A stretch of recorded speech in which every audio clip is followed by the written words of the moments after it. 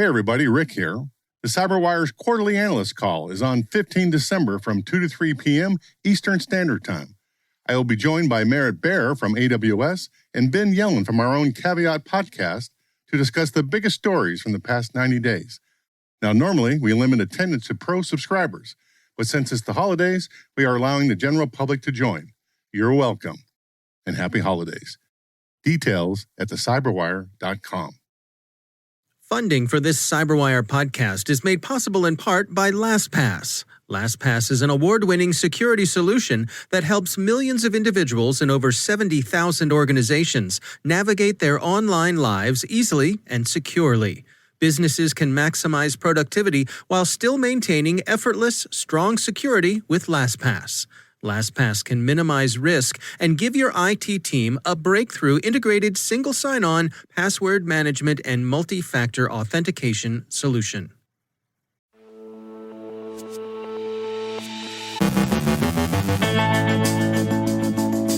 Fireeye traces its breach to a compromised SolarWinds update to its Orion platform. CISA issues an emergency directive to get control of an attack that's known to have affected at least 2 federal departments. Rick Howard shares lessons from Season 3 of CSO Perspectives. Betsy Carmelite from Booz Allen continues her analysis of their 2021 Cyber Threat Trends Report. And while reports attribute the supply chain attack to Russia's SVR, Moscow says Cozy Bear didn't do nothing.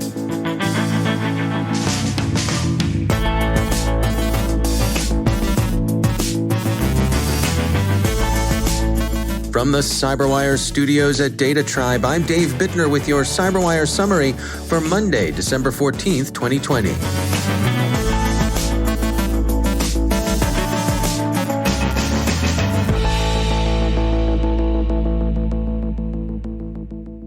The Washington Post's reporting on the Fireeye breach says that Fireeye and the U.S. Departments of Commerce and the Treasury were successfully breached through their network management system, a very widely used SolarWinds product. It seems clear that Russia's SVR is responsible for the attack, in which Fireeye lost some of its red teaming tools. It's also increasingly clear that the initial compromise was a supply chain attack and that a large number of other organizations were also affected. SolarWinds disclosed over the weekend that it had become apprised of a highly sophisticated manual supply chain attack on SolarWinds Orion Platform software builds for version 2019.4 HF5 through 2020.2.1, released between March 2020 and June 2020. This would appear to be the source of the Fireeye breach, which is now known to have not been confined to Fireeye. The attack involved the introduction of a backdoor into the Orion platform. That backdoor was subsequently propagated in the form of a software update that contained the malware. Fireeye calls the backdoor Sunburst. Microsoft's Security Response Center has a detailed account of how the malware functions. Both Fireeye and Microsoft have upgraded their security products to include measures for detecting and protecting against the attack. SolarWinds urges its customers to upgrade to Orion Platform version 2020.2.1 HF1 as soon as possible. In response to the incident, late yesterday evening, the U.S. Cybersecurity and Infrastructure Security Agency issued Emergency Directive 21-01, outlining immediate steps federal agencies should take to protect themselves from attacks exploiting the backdoor. The emergency directive has a deadline of noon today for agencies to complete the immediate remediation actions CISA requires. The agency is particularly concerned to warn enterprises against the possibility of Kerber roasting, an attack technique in which credentials are stolen from memory and then cracked offline. We'll have more on Emergency Directive 21-01 in this afternoon's pro-policy briefing. Cozy Bear, also called APT-29 and a known unit of Russia's SVR Foreign Intelligence Service, appears to have been behind the supply chain attack on SolarWinds and therefore responsible for not only the Fireeye breach, but the attacks on the U.S. Departments of Commerce and the Treasury as well, the Wall Street Journal reports. Cozy Bear earned a reputation during operations against U.S. campaigns in 2015 and 2016 for being quieter and less obtrusive than its GRU cousin Fancy Bear. That seems to have been the case in the SolarWinds incident. Fireeye yesterday afternoon blogged that the threat actor's work was characterized by a light malware footprint using limited malware to accomplish the mission while avoiding detection, and by prioritization of stealth, going to significant lengths to observe and blend into normal network activity, and high OPSEC, patiently conducting reconnaissance, consistently covering their tracks, and using difficult-to-attribute tools. While SolarWinds itself believes that exploitation of the vulnerability appears to have been narrowly targeted against a relatively short list of organizations, the potential risk may be very widespread. SolarWinds customers include large corporations, government agencies, and military services. As is its custom in such matters, Moscow denies having done anything and regrets, Reuters says, the U.S. rejection of bilateral cooperation. Such calls for international cooperation, usually, although this time not yet accompanied by good citizen expressions of a desire to see and weigh the evidence, routinely accompany the Kremlin's protestations of innocence in such matters. Gmail and other Google services experienced an outage early this morning. Mountain View sent a text to its very large user base at 7:27 a.m. Eastern Time saying, quote, "We are aware that all Google functions are currently down. We will send a communication when things are back up. Thank you for your patience," end quote. The Google Workspace status dashboard noted the outage at 6:55 a.m., and by 7:31 reported that Gmail at least had been restored for the majority of users. The cause of the outage is so far unknown and still under investigation. A Washington Post report suggests that Huawei's collaboration with companies to develop products that serve social control extended beyond the work with Megvii that critics have called a Uyghur alarm. Huawei describes that project as a test and says it takes allegations that its products might be used for repression seriously, especially since, Huawei told the BBC, ethnic targeting would be contrary to the company's principles. The company told the Post it's opened an investigation into the matter. Among the 38 projects currently listed on a Huawei Chinese-language website, down from a high of about 2,000 before the site was temporarily taken down and restored, is a product developed with Vicor that can alert authorities to the formation of crowds. It can be set to trip by clusters of between 3 and 50 people. Anyway, Huawei is investigating what it says, in a subjunctive mood, would amount to a departure from the company's core commitment to non-discrimination, and so on. The supply chain attack Cozy Bear executed through SolarWinds' Orion Platform rightly dominated today's news, but we'll close with a few reminders of where security firms think things are headed, generally speaking, in 2021. Recent speculation about the near future continues to see 2020's threats shaped by the conditions the COVID-19 pandemic has imposed on commerce, work, and study. Orange Cyber Defense argues that the rewards the pandemic presents, in the form of distributed workplaces, stressed organizations, and equally stressed individuals, will tend to push cyber criminals in the direction of greater professionalism.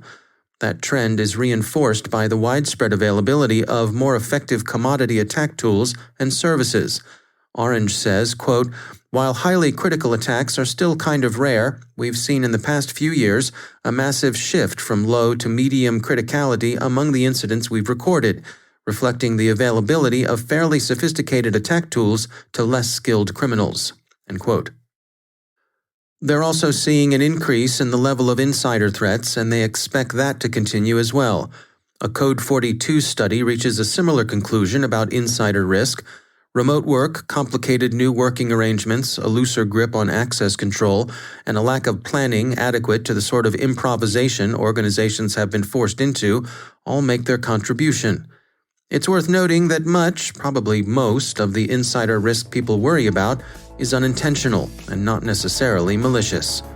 And data-rich, poorly resourced, and defended organizations with large number of users in their networks will remain attractive targets. Government technology suggests we think of elementary through high school education.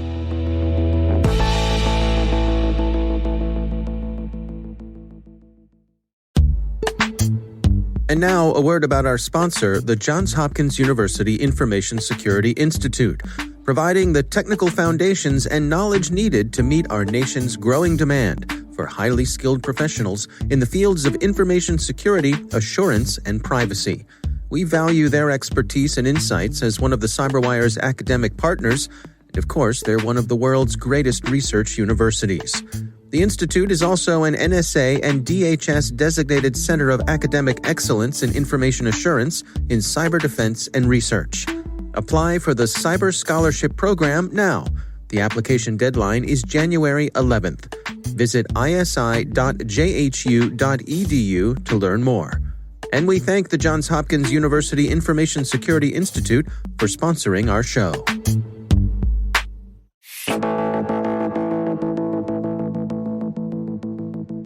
And joining me once again is Rick Howard. He is the CyberWire's chief analyst, also our chief security officer. Rick, great to have you back. Hey, Dave. Well, my hat is off to you. You have done it, my friend. You have made it to the end of the year, and more importantly than that, you have completed your third season of CSO. Yeah, I know, right? CSO Perspectives. I'm looking back at season 3. What are some of the big take-homes for you? Well, first, you're so right, Dave. And like the rest of your listeners, I am sure, I'm ready to put this dumpster fire of a year behind us, right? So I know. Yeah.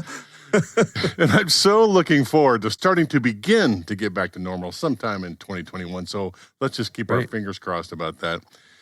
For season 3, we covered a lot of ground on topics that I was either ignorant on or before we started, or I had developed some misconceptions about these ideas along the way that needed some tuning. And so my big takeaway, I think, is how the business of security has kind of seeped out of the traditional and stovepiped InfoSec channels and spread across this entire business in ways that I had not anticipated. How so? How do you mean that? Well, for example, we did 2 episodes on SD-WANs. And what's interesting is that SD-WANs is kind of an interesting networking idea until you realize in order to make it viable for the enterprise, you have to secure it. And the only way to secure it really is with some version of the SASE model or Secure Access Service Edge. So that's all security for this kind of interesting networking idea. Right. Yeah, I see your point. Now, my recollection is that you made a similar argument about containers and serverless functions as well. That's right, and how these two ideas are key components to the now 10 years old DevOps movement. But until the security professionals squeeze into the discussion and make it truly DevSecOps, we're not going to make the enterprise more secure. Yeah, I remember you saying that. I also remember that you were talking about how we might all start focusing on SOAR. Now, just back up for a second. What does SOAR stand for? Yeah, I know. I have to look it up every time I see the acronym. It stands for Secure Orchestration, Automation, and Response. And for those tools, the immediate benefit was to automatically eliminate the tier 1 noise coming into the SOC. All these security stack devices generate all these alerts, and so we could automate that process of handling them. But SOAR tools can do so much more than that, and they can be used by the InfoSec teams to create their own infrastructure as code projects for more efficiency and more speed. So in order to make security a priority that goes across the entire business and not just have it be technical silos, buried underneath the CIO's organization, where should the chief security officer sit in terms of authority within the organization? Well, for sure, the industry has no consensus answer to that point. But from talking to our subject matter experts around the CyberWire's hash table, most feel the best practice for the chief security officer is to be an essential member of the organization's C-level leadership team. Yeah. Well, it's good stuff, Rick. What's coming up next? What do you have in mind for the next season? Well, we've begun work on season 4, and your listeners will be able to start hearing those episodes appear somewhere in the week of January 11th. In the meantime, sir, happy holidays to you, and I guess I will talk to you next year. Happy holidays to you too, Rick. It's been a real treat having you join us this past year, and I'm looking forward to what's to come. Excellent. Thank you, sir.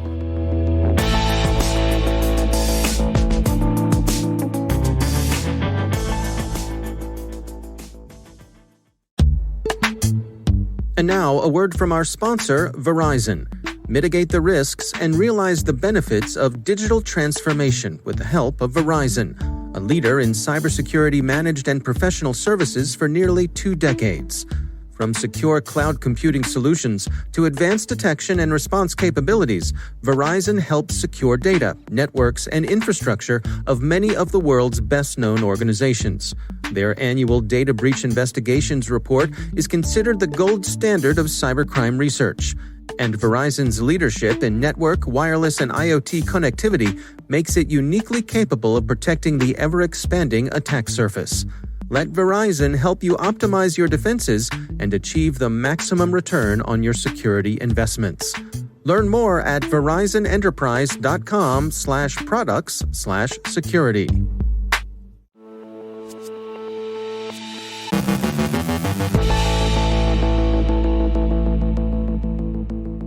And joining me once again is Betsy Carmelite. She is a senior associate at Booz Allen Hamilton. Betsy, it's great to have you back on the show. You and I have been going through some of the highlights of the 2021 Cyber Threat Trends Report that you and your colleagues at Booz Allen Hamilton have released. And I wanted to touch base on one of the things that was in there. You touch on this notion of intelligent cybercrime, the bad guys making use of things like artificial intelligence, evasion, things like that. What can you share with us there? Here we're looking at how threat actors will use the same artificial intelligence that nearly all industries use to revolutionize services, to develop AI-based tools to build malware that can reliably defeat AI-based security solutions. So we see this as indeed the next step in intelligent cybercrime for threat actors to remain undetected. In cybersecurity, one of the most significant advances in AI has been in malware detection. So that's where we move into this idea of evasion. Among the most mature of these AI security solutions is the use of machine learning algorithms and antivirus engines.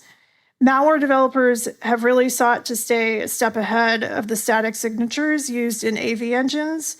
They use tactics like polymorphic or self-modifying malware, and that's led to exponential growth in the samples of that malware observed in the wild. One of the most powerful tools in detecting this rise of previously unobserved malware is the AI-based antivirus engine.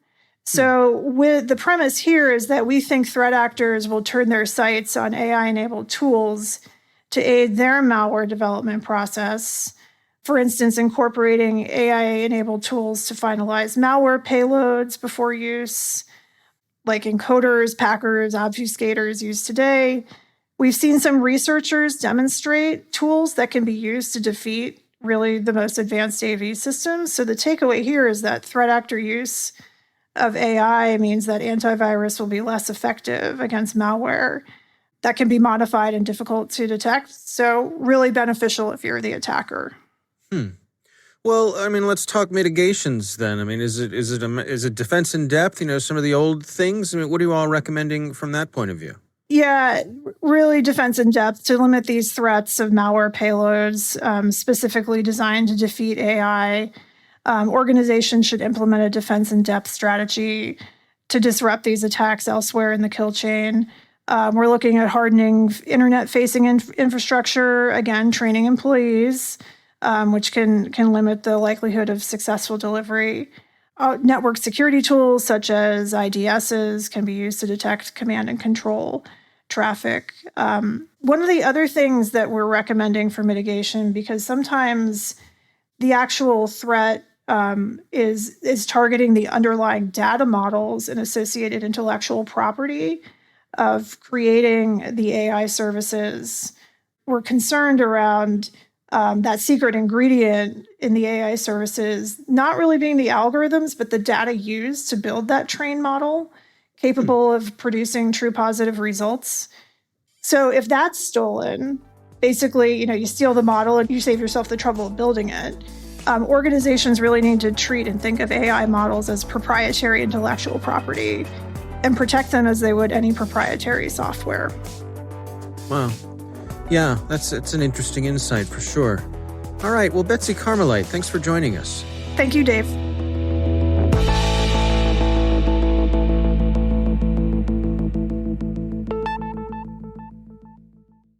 Thanks to all of our sponsors for making the CyberWire possible, especially our supporting sponsor, Proofpoint's Observeit, the leading people-centric insider threat management solution. Learn more at observeit.com.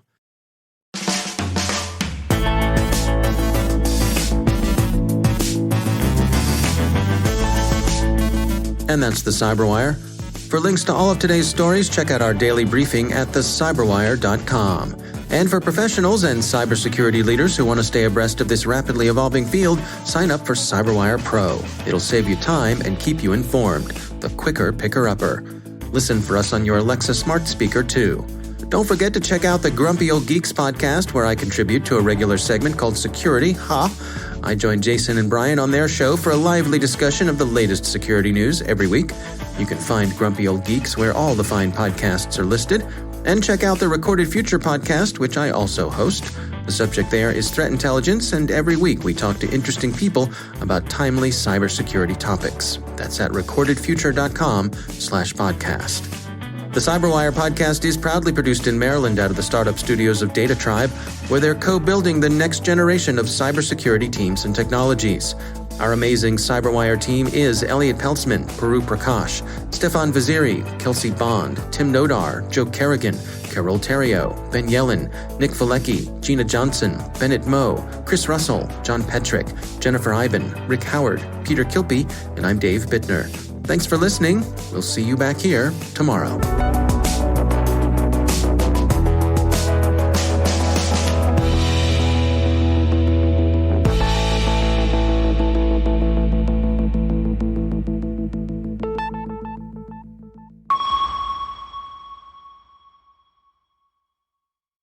Dave here with one final thought. Join Morphosec's Michael Gorlick and me on December 17th at 1 o'clock Eastern as we talk about the rising threat of ransomware and what you can do to protect your organization. It's sure to be an interesting discussion on an important topic. Register now at morphosec.com/cyberwire.